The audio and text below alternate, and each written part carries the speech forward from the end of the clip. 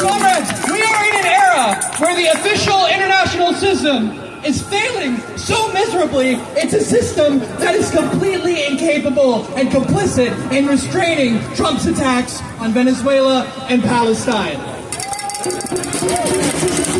And in such an era, it is incumbent on us to take on the role of educating, activating, and mobilizing working people in New York City in support of these national liberation fronts, and nowhere does as good as a job of that as the People's Forum. Can we make some noise for the People's Forum? Comrades, it is my pleasure to announce our last speaker, Manolo de los Santos of the People's Forum. But before he gets up here, I want you to make as much noise as you possibly can. Free, free Palestine! Free, free Palestine! Free, free, free Palestine! Free, free, free Palestine! Free, free, free Palestine! Free, free, free Palestine! Free, free, free Palestine! Free, free, free Palestine! Free, free Palestine! Free, free Palestine! Free, free, free Palestine! My dear friends, my brothers and sisters, my comrades, 2 years later, and we are still here fighting alongside the Palestinian people. Just because the New York Times doesn't want to cover the genocide, just because CNN refuses to cover genocide, doesn't mean we stop fighting against genocide.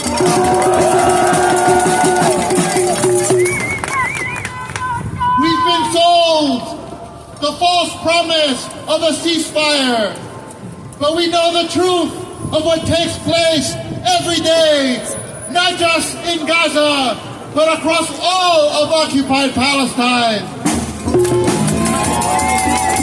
Every day we hear the tragic news of how our family, how our sisters and brothers, how the people across occupied Palestine are removed from their land, are killed for defending their land,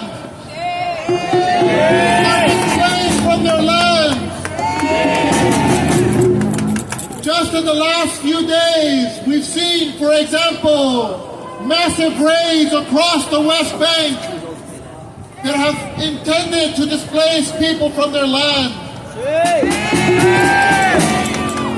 We've seen images that have circulated among us, but the world needs to know. We need to break this truth to the larger community of people.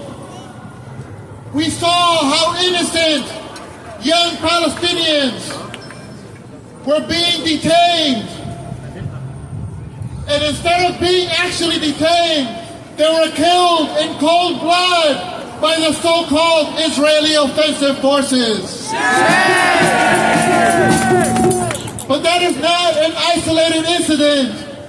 That is something that takes place with regularity across the occupied territories of Palestine.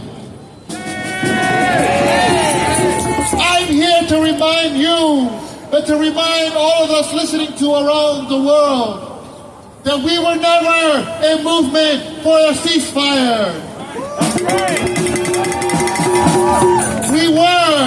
We are, and we will always be a movement for the liberation of Palestine.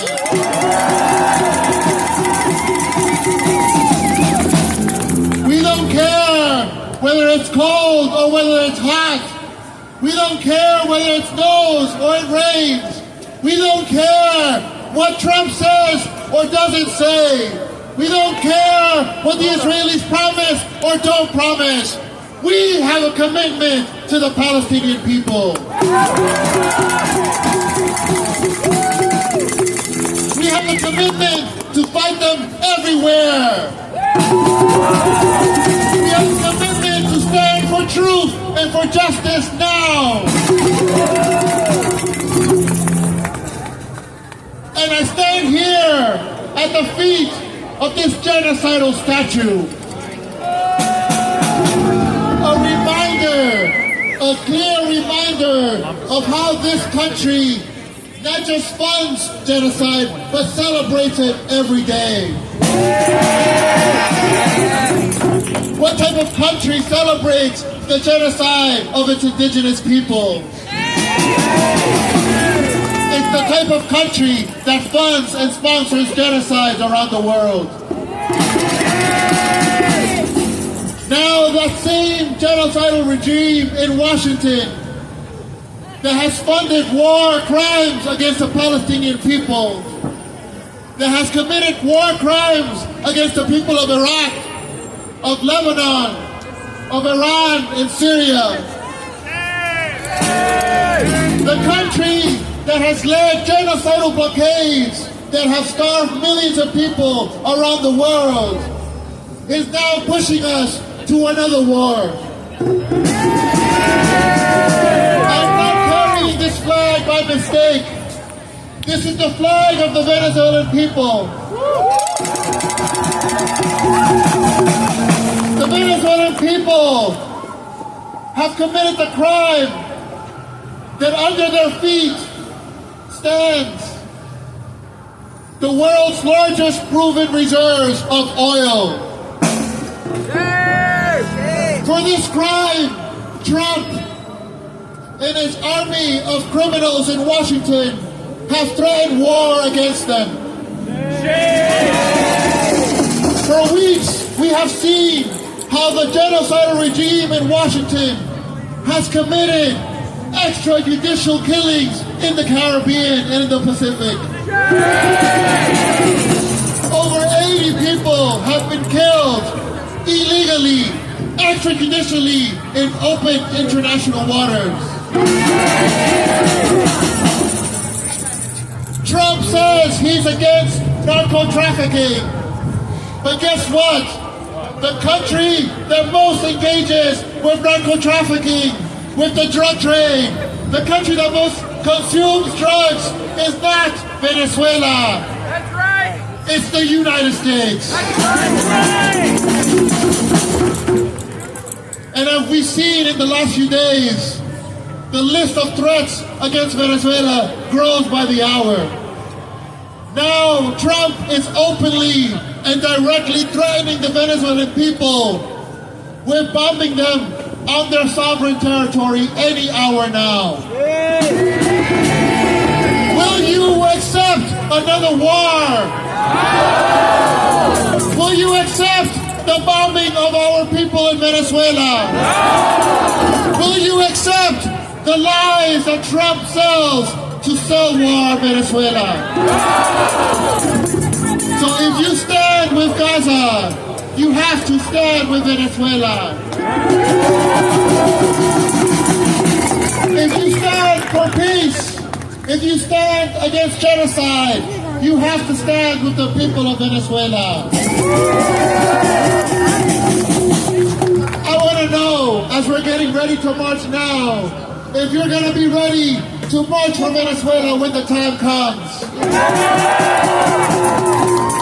We don't want to see our brothers and sisters in Venezuela killed for another war for profit. The lives of the Venezuelan people are worth more than just oil and minerals. So I want to know again, are you ready to stand with the Venezuelan people? Are you ready to say, hands off Venezuela? Hands off Venezuela! Hands off Venezuela! Hands off Venezuela! Hands off Venezuela! Hands off Venezuela! No war on Venezuela! No war on Venezuela! No war on Venezuela! No war on Venezuela! And in this spirit of solidarity with the Palestinian people, which is to say, solidarity with all the oppressed people of the planet, we are ready to march.